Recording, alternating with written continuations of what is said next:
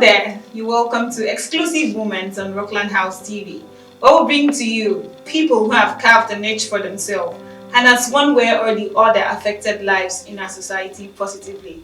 And with me today on the hot seat to talk more on the show is no other person than the MD and CEO, YENNE E-Market. You're welcome to the studio, sir. Thank you. Alright, very quickly, would you mind telling us what is YENNE E-Market all about? Okay, good morning viewers, depending on the time you see the show.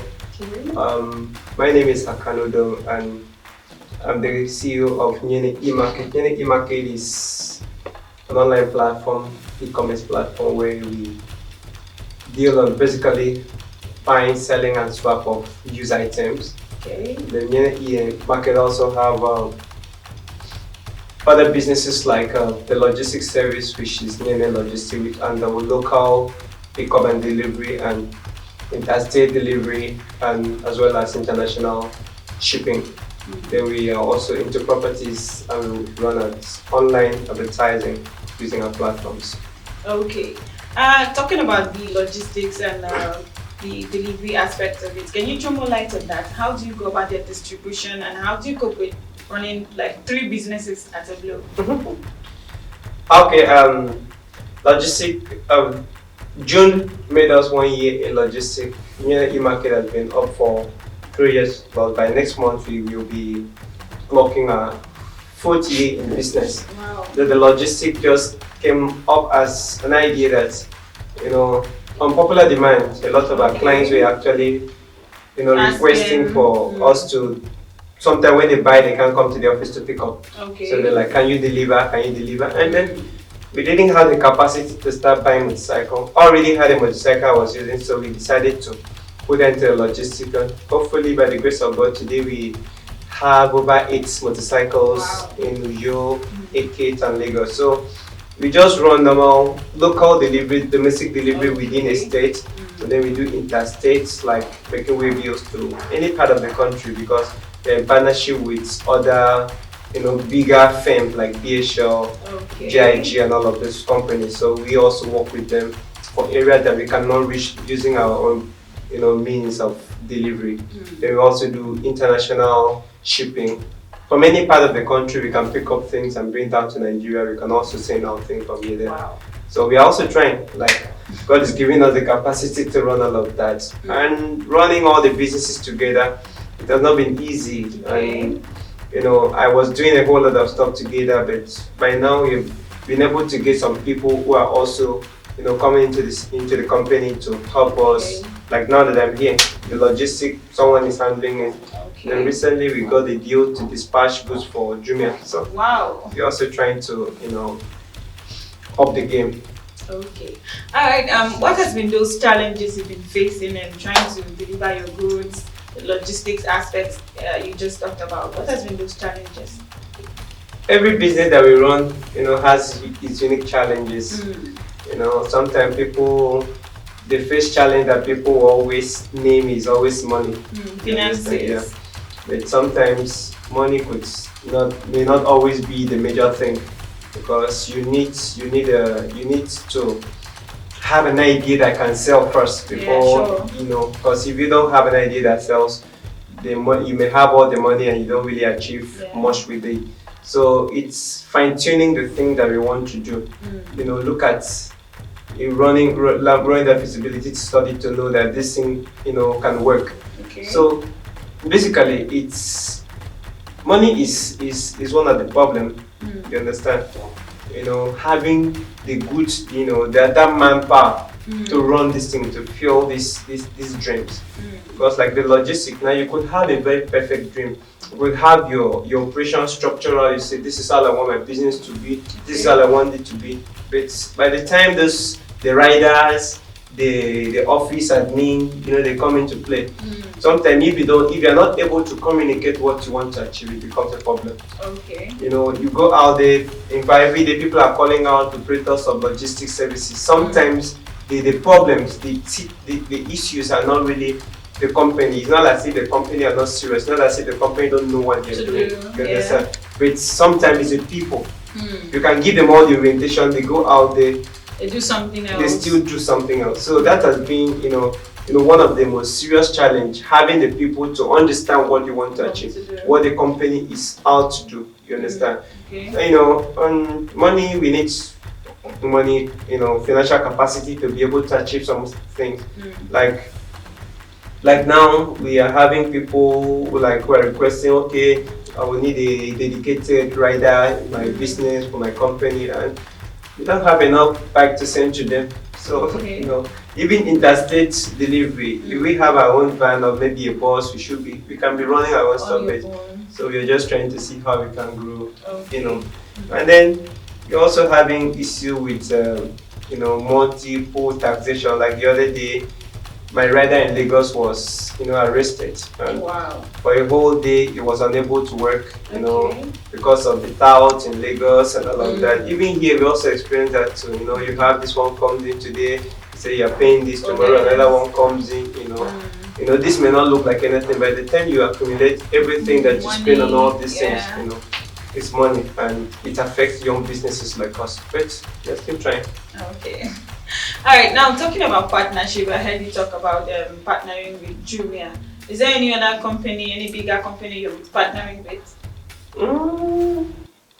Anyway, those like the Jumia that I mentioned, we are just their logistic partner in New Currently, our office is like their pickup center. So when they have parcels coming to you, our area, that is called YENNE Road, that access, they drop it in our office. So people who can't come to the office pick up. Now the DHL, we use them mostly for international deliveries. So as people who are their delivery partners, you understand, the price they give us is subsidized, different from you walking into DHL to say. So what they could charge you maybe like, let's say, 30,000, they can give us at maybe 18, 20,000. You understand? So dropping the price and then helping us get more things done. All right. How much do you charge per delivery? Okay. Currently, recently I shifted our price upward because logistics is a capital-intensive business, and then you cannot succeed in a business that you make 8,000 naira in a day, and then 5,000 naira goes on operation. Expenditure. You buy fuel. You buy airtime. The bike definitely will need. You understand? You need to repair. Talking about maintenance here. So for the last 1 year of running logistics, I have been using my personal money to run it. Like sometimes we look into the logistic cost, we don't maybe a bike was spoiled and then we need maybe 8,000, 10,000, and then you look into a logistic cost, there's no money there because you are running at a rate that doesn't allow you to be able to save up. You understand? And then even the riders, sometimes they could have an accident, anything could happen. So those guys also need to be insured. And then the money you are paying, how much are you paying them for the risks? Is a very highly risky business.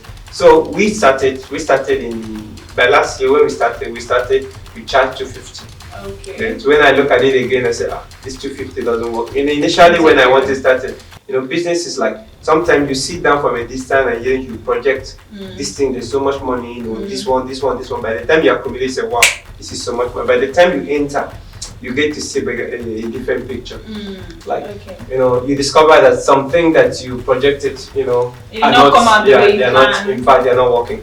So you just have to tell yourself the truth if you want to stay in business. So we upgraded to the 300s, and so currently what we charge within New York is 500. That's what we charge. Interstate, local, we go to YENNE, we go to AKAN, we go to Oron. We just go to areas around here, and then interstate. With this lockdown now, it's making everything even when we can, the prices are actually double what it used to be. For instance, there are times when everything was normal, the parcel we could send to Lagos to 1,000, but now you can't send anything to Lagos now for less than 2,500.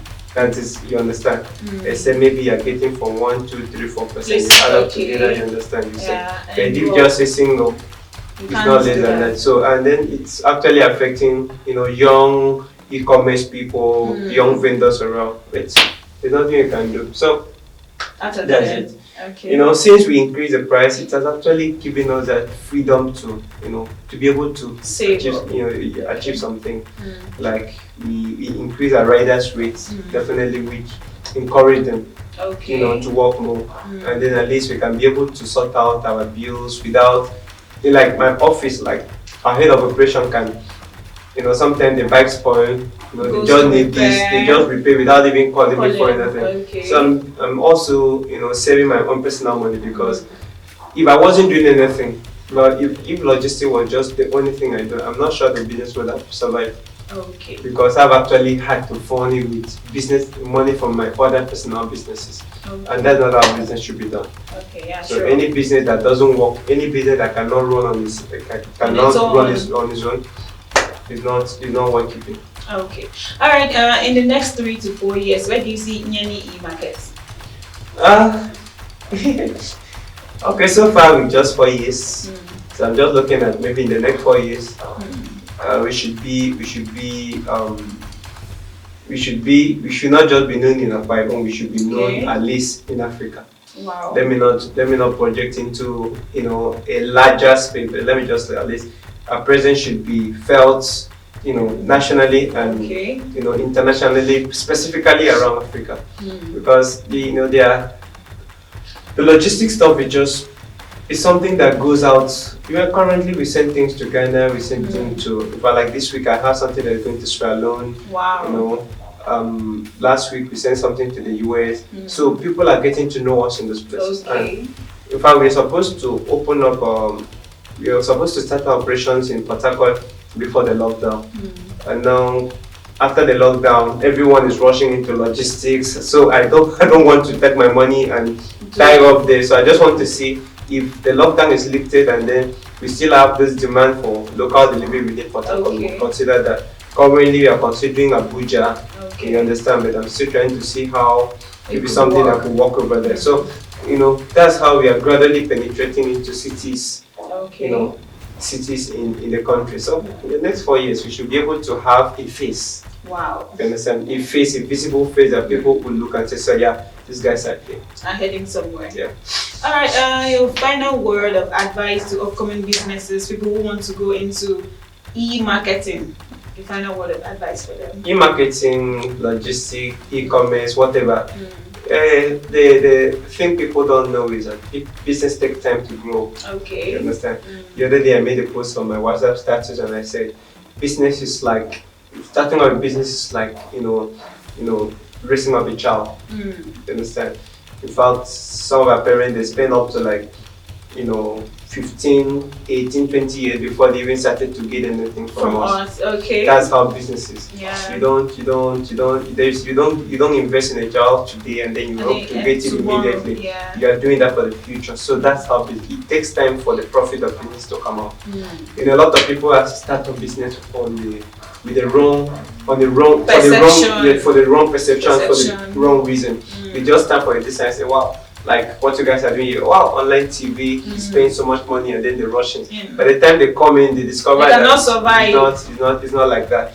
So people should do business for a reason, not just because by the time you have in your mind that as I get into that business, I'm going to make money. By the time you enter there and it doesn't come out, you get depressed. Yeah. So people should understand that business takes time. I've been on this path for 4 years. Wow. It's just now that I'm beginning to look as if I'm achieving something.